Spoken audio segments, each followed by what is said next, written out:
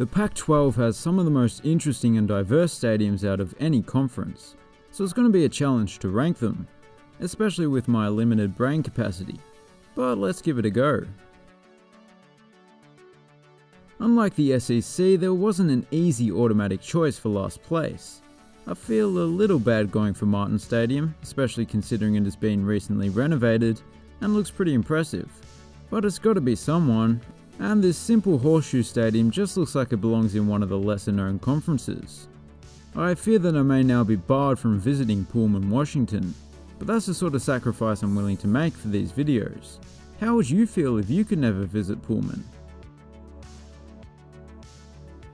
Arizona Stadium is an odd one because every side of the stadium is completely different. Diversity is good and all, but it just doesn't quite go well together in this instance. However, there are some pretty interesting aspects of this design. The highlight is probably the double-tiered north end zone seating, which actually has a roof, a rarity in end zone seating for sure. I also like the facade of the southern end, very fitting for this part of the world. Reza Stadium. Now this is unfortunate timing for the Beavers. The stadium is currently undergoing a renovation, which, once complete, should bring it up several spots in the ranking, but I have to judge it on what it currently is, and in its current state, it just doesn't look quite right. The construction site aesthetic is so 80s, you know? What I do love is the colour scheme. I know it's supposed to be orange and black, but it's more of a charcoal from a distance. And unless you live near a volcano, orange and charcoal is always a pleasant sight. California Memorial Stadium. I mentioned volcanoes earlier, but this place suffers from another natural disaster. It literally sits on top of a fault line. And so, to keep it from splitting in half, it consists of two separate halves. That's kinda cool. I also like how the southern side has a nice classical facade, and the northern side is built into the earth. Other than that, it's like a bowl of golden grahams. And I'm more of a cinnamon toast crunch man, so I can't put it any higher. Sun Devil Stadium. Conspiracy theorists claim that this stadium sits atop a portal to hell where the mystical Sun Devil resides. I keep telling them, why would something called the Sun Devil live underground? We all know he gets all his power from the sun. That doesn't make sense. They don't listen. There's no reasoning with these people. Anyway, the stadium is notable for the fact that it has been carved into a rocky range. That novelty and the more synchronized design gets it higher up the list than its Arizona counterpart. Stanford Stadium. If you like trees, you'll like it here. It's surrounded by many trees of all different varieties, including the very same tree that graces the Stanford logo, the sequoia, which is in the same family as the... Wait, what am I doing? This symmetrical double-tiered stadium looks very prim and proper. About a third of the capacity is made up of chairback seats, and this section is pretty interesting. Not bad, not bad. Rose Bowl. Now I know people will say this deserves to be a lot higher, owing to the history of this famous venue, but I try not to pay too much attention to that when ranking. Otherwise, this would be the world's best stadium. And it's not like the other venues don't have their fair share of history as well. It's just such a simple bowl structure, without any intricacy to the design. There's not a whole lot to talk about, but I guess I can appreciate the fact that it stayed fairly true to its 1920s design. Rice-Eccles Stadium. To be clear, that's Rice-Eccles. I don't want you to confuse it with Rice-Icles, the snack consisting of frozen rice pudding on a stick. Before the recent South End Zone redevelopment, it would have been several places lower, but it has made a big difference. It looks absolutely stunning.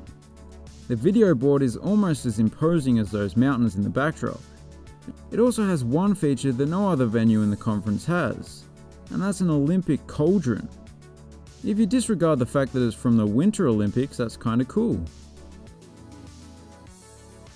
Los Angeles Memorial Coliseum. Since the redevelopment in recent years, this stadium gets a bit of hate. But unlike the nearby Rose Bowl, the stadium has a lot going on. Besides the newer additions, there are some remnants of the past, like these couple of headless statues. See, these are the important things that you need to consider when building a stadium. One downside is that due to its multi-purpose history, the shape of the seating bowl is elongated, and there's a large gap between the seats and the field beyond the eastern end zone. No big deal, but not ideal. Autzen Stadium. This is basically the modern version of the Rose Bowl or California Memorial Stadium.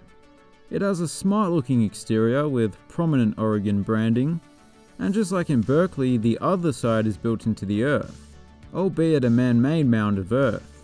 On the inside, it's an asymmetrical and more importantly quite steep seating bowl, which not only intensifies the atmosphere but allows for a better view of the field.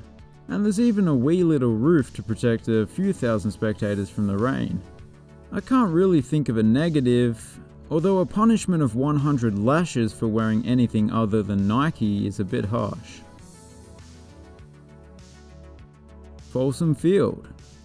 This stadium's greatest strengths are on the outside, that being the stunning Italian-inspired architecture and the equally, if not more stunning, Swiss-inspired backdrop.